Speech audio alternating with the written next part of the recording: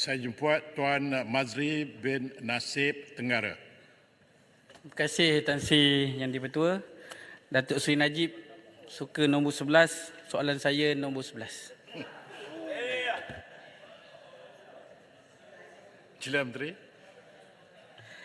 Bismillahirrahmanirrahim. Assalamualaikum warahmatullahi wabarakatuh. Terima kasih Tan Sri Yang di-Pertua. Terima kasih YB Tenggara atas soalan.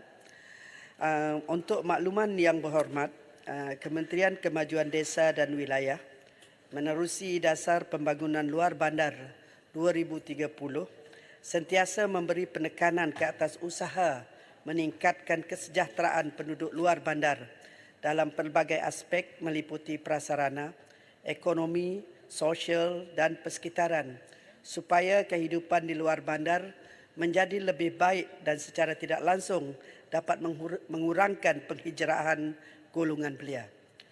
Antara program yang dilaksanakan oleh KKW untuk masyarakat luar bandar termasuk golongan belia adalah melalui pelaksanaan program-program ekonomi dan keusahawanan yang merangkumi program peningkatan pendapatan, program Desa Lestari, program Desa Mall serta program-program bantuan keusahawanan di bawah MARA seperti program Pecutan Usahawan Baru, program Startup Accelerated Program dan program Usahawan Muda.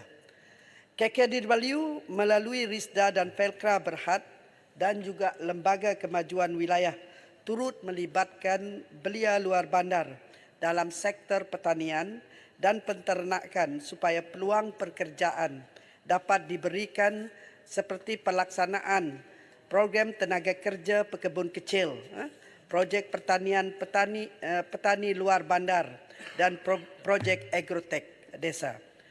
Selain pada itu, KKDW juga menawarkan peluang kepada peningkatan kemahiran yang memenuhi keperluan semasa seperti diaplikasikan bagi meningkatkan pendapatan dan taraf hidup masyarakat luar bandar khususnya melalui pendidikan dan latihan teknikal dan vocational ataupun dikenali sebagai TVET at KKDW.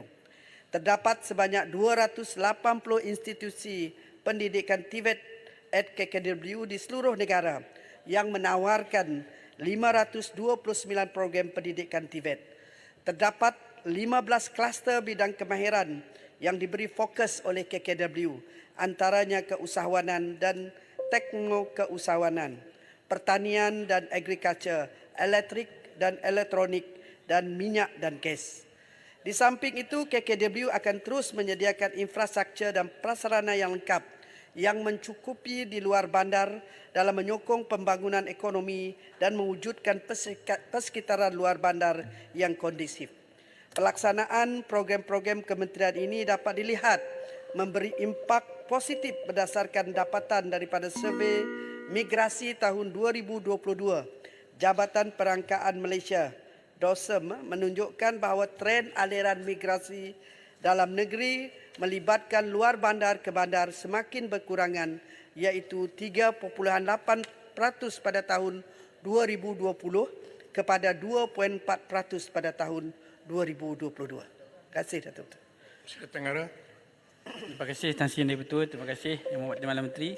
Soalan utama saya, adakah terdapat sebarang kerangka dasar pembangunan yang dilaksanakan oleh pihak kerajaan bagi membantu penduduk luar bandar bagi membangunkan ekonomi setempat di sepanjang jajaran projek kereta api berkelajuan tinggi HSR Kuala Lumpur Singapura setelah ianya diumum dan akan dilaksanakan kelak dan dibiayai sepenuhnya oleh pihak swasta? Dan soalan kedua saya adalah apakah usaha kementerian untuk melakukan promosi outreach program segala perkara-perkara baik yang telah dilaksanakan ini untuk sampai ke kepengetahuan insan muda Malaysia terutamanya yang di luar bandar? Terima kasih. Terima kasih YB Tenggara atas soalan tambahan tadi. Untuk makluman yang berhormat, Kementerian Kemajuan Desa dan Wilayah melalui 10 Tras Dasar Pembangunan Luar Bandar 2030 yang merangkumi: yang pertama, ekonomi berdaya saing dan mampan; yang kedua, keusahawanan pemacu pembangunan ekonomi; yang ketiga, modal insan berkualiti; yang keempat, prasarana lengkap dan canggih; Yang kelima, keunggulan generasi belia luar bandar. Yang keenam, wanita luar bandar yang progresif. Yang ketujuh, kehidupan luar bandar yang sejahtera. Yang ke-8, sistem penyampaian dan takbir urus yang berkesan. Yang ke-9, biodiversity dan alam sekitar yang mampan.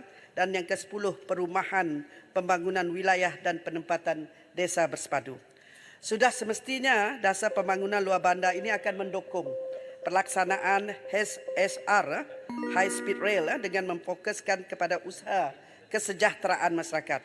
Pembangunan HSR dilaksanakan bukan saja menyumbang kepada kepesatan ekonomi setempat, pemindahan teknologi, peluang pekerjaan, pendapatan tinggi, kemasukan tenaga pakar ke dalam negara dan aspek pelancongan. Dan perkara-perkara inilah akan mewujudkan ekonomi baru di sepanjang HSR yang akan dapat membantu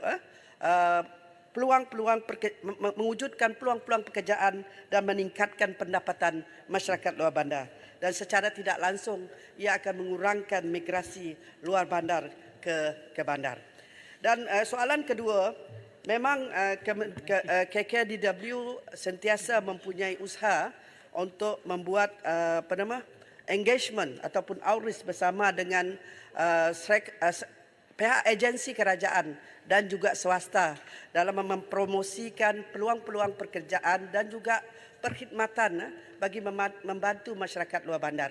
Melalui TVET kita mempunyai usaha sama dengan JLC ataupun pihak swasta seperti DRB Highcom, Asia, MAS, Petronas, Shell, Gramuda Berhad, Sunway, Berjaya Corporation, Daikin Malaysia Berhad dan sebagainya. Dalam usaha kita memastikan semua kerjaya yang kita set, kita nak buat mendapat peluang pekerjaan yang seterusnya. Di samping itu di bawah KKW kita juga mengadakan karnival-karnival karnival keusahawanan, begitu juga karnival kerjaya yang kita buat di seluruh Malaysia bagi memastikan promosi perkhidmatan yang disalurkan oleh KKW diketahui dan dipenuhi oleh masyarakat luar bandar khasnya para belia. Terima kasih Datuk Pertua. Saya jemput Kepala Kerai. Terima kasih Tan Sri Yang di-Pertua.